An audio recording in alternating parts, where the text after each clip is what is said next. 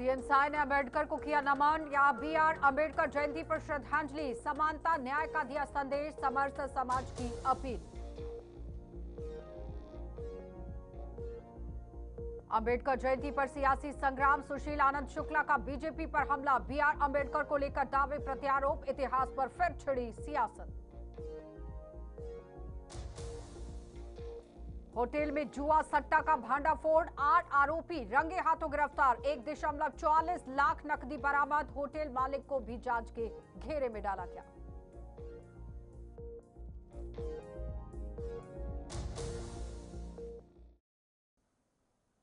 नमस्कार, बुलेटिन में आपका स्वागत है। मैं हूं आपके साथ आशा सरमाल। चलिए शुरुआत करते हैं छत्तीसगढ़ से जुड़ी खबरों की। मुख्यमंत्री विष्णुदेव साय ने अपने निवास कार्यालय में बीआर अम्बेडकर की जयंती पर उन्हें श्रद्धांजलि अर्पित की। उन्होंने बाबा साहेब को सामाजिक न्याय, समानता और मानवाधिकारों का प्रतीक बताया। सीएम साय ने कहा कि यहाँ डॉक्टर अम्बेडकर के विचार आज भी देश को दिशा दे रहे हैं और प्रदेशवासियों से उनके आदर्शों पर अपनाकर समर्थ समाज बनाने की अपील की गई।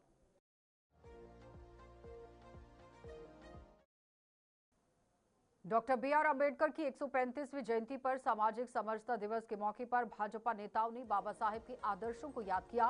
इस अवसर पर समानता, न्याय और भाईचारे का संकल्प लिया गया। कार्यक्रम में कई जनप्रतिनिधि भी मौजूद रहे। आज मारूकापा में डॉक्टर बाबा साहब भीमराव अंबेडकर की जयंती को समरसता दिवस के रूप में मनाया गया और बाबा साहब एक समतामूलक समाज का निर्माण करना चाहते थे और सामाजिक समरसता का संदेश उन्होंने हम सबको दिया है। और भारतीय जनता पार्टी हर मतदान केंद्र तक अंबेडकर जी के जन्म दिन को समरसता दिवस के रूप में मनाती है। अंबेडकर साहब जी ने बार बार ये कहा था कि समाज की प्रगति का आकलन करना है तो उस समाज में महिलाओं की प्रगति के आधार पर उस समाज के विकास का आकलन होना चाहिए। जिस प्रकार से एक परिवार का संचालन स्त्री पुरुष दोनों मिलकर करते हैं, वैसे ही समाज में स्त्री और पुरुष की भूमिका होनी चाहिए। तो निश्चित रूप से हम सब मिलकर अंबेडकर जी के सपनों के अनुरूप काम करेंगे, उनके सपनों को साकार करेंगे, उनके बताए हुए विचारधारा पर चलकर देश को आगे बढ़ाने।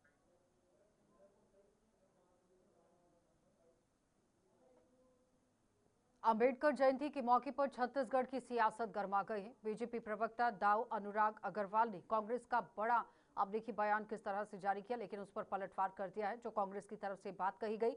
उन्होंने आरोप लगाया कि कांग्रेस ने लगातार बीआर अम्बेडकर का अपमान किया और कहा कि आज सही मौका है जब कांग्रेस अपने कृत्यों के लिए माफी मांगे। अग्रवाल ने कांग्रेस पर वोट बैंक की राजनीति करने का भी आरोप लगा दिया।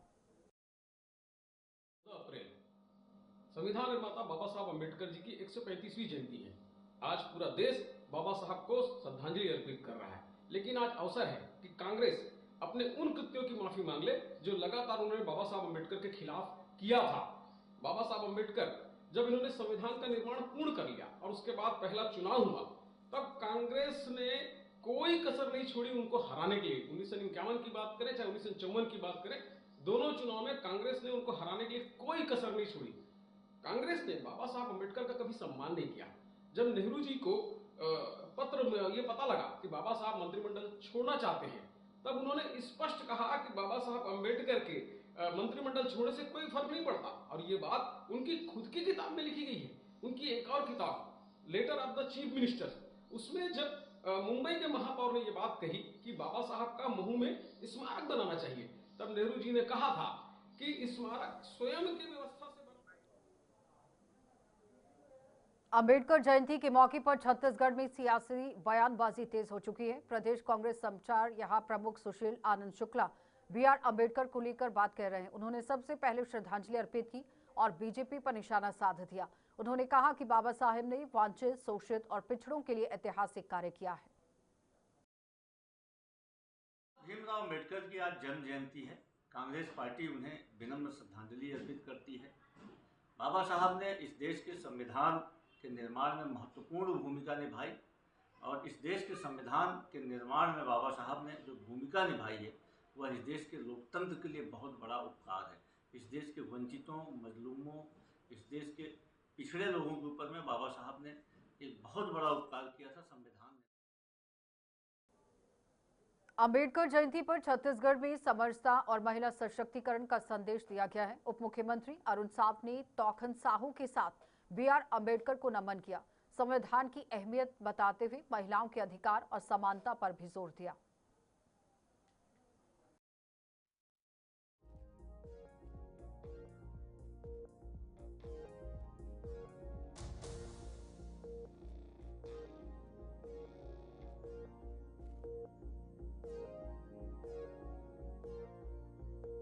से ये कार्यक्रम रखा गया था जिसमें श्रद्धांजलि दी गई। आगे बढ़ जाते हैं। अब सिविल लाइन थाना क्षेत्र में पुलिस ने जुआ सट्टा के खिलाफ बड़ी कार्रवाई की है। होटल महावीर के एक कमरे में छापेमारी कर 8 लोगों को रंगे हाथों पकड़ा गया। मौके से करीब 1,44,000 रुपए नकद बरामद हुए। जांच में होटल प्रबंधन की संलिप्तता भी सामने आ गई है, जिसके बाद मालिक को भी आरोपी बनाया गया है।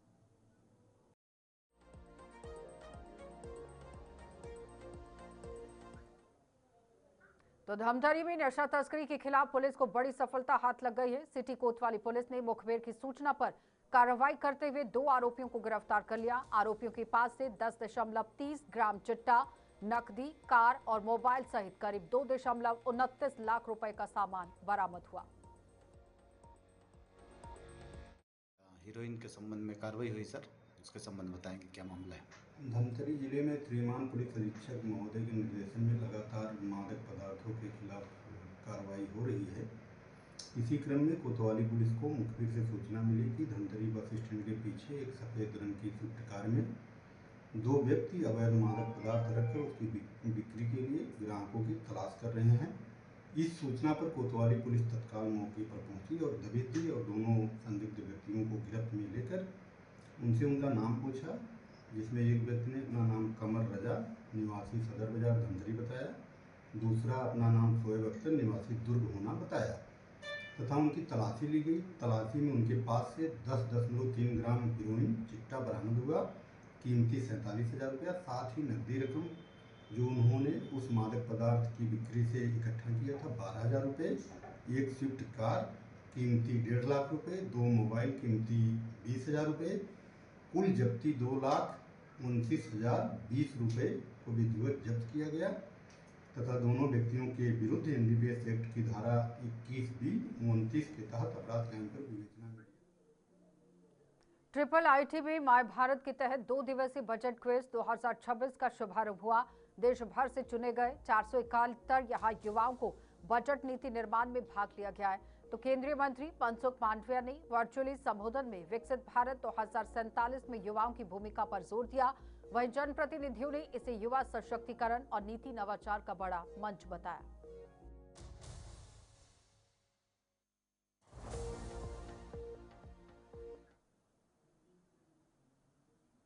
तो छत्तीसगढ़ में पीपीपी नीति को लेकर सियासत तेज हो गई है। प्रदेश कांग्रेस संचार प्रमुख सुशील आनंद शुक्ला ने सरकार पर भ्रष्टाचार के आरोप लगा दिए हैं। उन्होंने कहा कि सरकारी संसाधनों को निजी कंपनियों को देना युवाओं के हितों के खिलाफ है।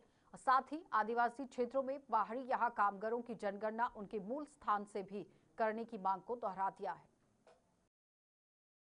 पीपीपी मॉडल है, जगह सरकार की, मशीनें सरकार की, कर्मचारी सरकार के और काम करेगी निजी कंपनी। मतलब जब सारे संसाधन सरकार के हैं और जो इसमें चेकिंग होगा, जो उसमें फीस लगने वाली, उसका भुगतान भी सरकार करेगी, तो इस काम को सरकार खुद क्यों नहीं करती है? क्या सरकार के पास में मेंस पावर की कमी है? क्या छत्तीसगढ़ में बेरोजगार युवकों की कमी है? क्या छत्तीसगढ़ में प्रशिक्षित टेक्नोलॉजी वर्कर्स की कमी है? सरकार ऐसा क्यों करने जा रही है? दरअसल भ्रष्टाचार करने की नीयत से, अपने लोगों को उपकृत करने के उद्देश्य से यह काम दिया जा रहा है।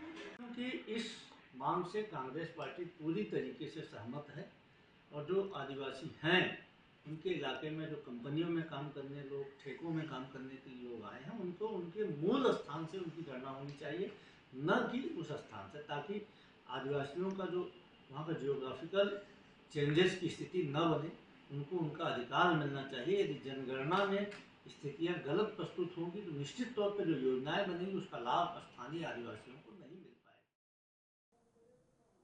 रायपुर उत्तर से विधायक पुरंदर मिश्रा ने जनगणना में देरी को लेकर विपक्ष पर निशाना साधा। उन्होंने कहा कि जनगणना से सच्चाई सामने आएगी, इसलिए कुछ लोग इससे बचना चाहते हैं। मिश्रा ने नरेंद्र मोदी सरकार की नारी शक्ति वंदन अधिनियम की सराहना करते हुए इसे महिलाओं के लिए ऐतिहासिक कदम बता दिया। साथ ही कांग्रेस पर वादा खिलाफी का आरोप लगाते हुए बीजेपी को वचन निभाने वाली सरकार कह दिया। जी को धन्यवाद करता हूं, अभिनंदन करता हूं, आभार व्यक्त करता हूं कि हमारे माता बहनों के लिए उन्होंने 33% का आरक्षण दिया है और भारतीय जनता पार्टी के एजेंडा में शुरू से रहा है। कांग्रेस तो कहती रही इंदिरा जी के समय से कि हम महिला आरक्षण देंगे, कांग्रेस कहती रही हम गरीबी हटाएंगे, न महिला आरक्षण दी न गरीबी हटा। जो करेगा भारतीय जनता पार्टी करेगा, क्योंकि हम जो बोलते हैं वही करते हैं। माँ बहनों का सम्मान देना हमारा काम है, माँ बहनों का सम्मान को बढ़ाना हमारा काम है। इसीलिए तो हमने बेटी पढ़ाओ बेटी बचाओ योजना शुरू किया। हमने महिलाओं को पेट गर्भ से लेकर के अंत्येष्टि तक का हर कार्यक्रम उनके लिए सुनिश्चित करके रखा है। रायपुर में साइबर ठगी का बड़ा खुलासा हुआ है। पुलिस ने यहां दारोगा पारा स्थित एक केंद्र पर छापेमारी कर फर्जी मैट्रिमोनियल गिरोह का भांडाफोड़ किया। मुख्य आरोपी कपिल गर्ग यूट्यूब पर फेक प्रोफाइल बनाकर यहां लोगों से रजिस्ट्रेशन के नाम पर ठगी करता था। क्यूआर कोड के जरिए यूपीआई पेमेंट लेकर संपर्क तोड़ देता था। कार्रवाई में फर्जी दस्तावेज और सरकारी स्टाम्प भी बरामद हुए। लोक सेवा केंद्र के नाम से यहाँ पर कुछ ऑनलाइन पुलिस लगातार इसको होमवर्क कर रही थी और आज सीएसपी महेंद्र मिश्रा के नेतृत्व में और साइबर थाना प्रभारी के नेतृत्व में यहाँ पर जो कार्रवाई की गई और इस रेड की कार्रवाई में जो बातें अभी प्रारंभिक तौर पर क्योंकि आए हैं और अभी विवेचना शुरू हुई है तो बहुत स्थिति स्पष्ट तो नहीं होगी, लेकिन लोग पहले से हमें सूचना थी और यहाँ मौके पे आने के बाद समझ में आ रहा है कि ये लोक सेवा केंद्र की आड़ में यहाँ पर साइबर ठगी का एक संस्थागत नेटवर्क चलाया जा रहा था, जिसमें बहुत सारी लड़कियों को यहाँ पे जैसे कि आपने देखा यहाँ पर बिठाया गया था और शादी के नाम पर भाषा दिया जाता था। जैसे इनका गूगल में नंबर है, इस नंबर पर अगर कोई व्यक्ति फ़ोन करता था इन्हें बताया जाता था कि आपको कुछ तस्वीर दिखाई जाती थी कि आपको इस लड़की से शादी का मैच कराया जाएगा और आप एक प्रोसेसिंग फीस डालिए, उसके बाद इस लड़की से बात कराई जाएगी। और एक बार वो व्यक्ति के चंगुल में फंस जाता था फीस के नाम पर। फिर अलग अलग पीआरएसयू की यूनिवर्सिटी कैफे में गंदगी का मामला अब तूल पकड़ता जा रहा है। एनएसयूआई नेता पुनेश्वर लहरे ने वायरल वीडियो के जरिए कैंटीन और वॉशरूम की खराब स्थिति उजागर की। आरोप है कि यहां महंगे खाने के बावजूद सफाई व्यवस्था लचर है। रविशंकर शुक्ल विद्यालय सफाई के नाम पे बड़ी बड़ी बातें करती है, लेकिन यहाँ का हकीकत कुछ और है। इस वक्त मैं खड़ा हूँ पंडित रविशंकर विश्वविद्यालय के यूनिवर्सिटी कैफे में। कैंटीन का वॉशरूम है जहाँ गर्ल्स और बॉयज का दोनों का हालात आपको मैं दिखाना चाहूंगा। ये कैंटीन है और कैंटीन टेंडर लेके महंगो दामों में फूड देती है, लेकिन वही विश्वविद्यालय का जो वॉशरूम है उसका स्थिति दिखाना चाहूंगा।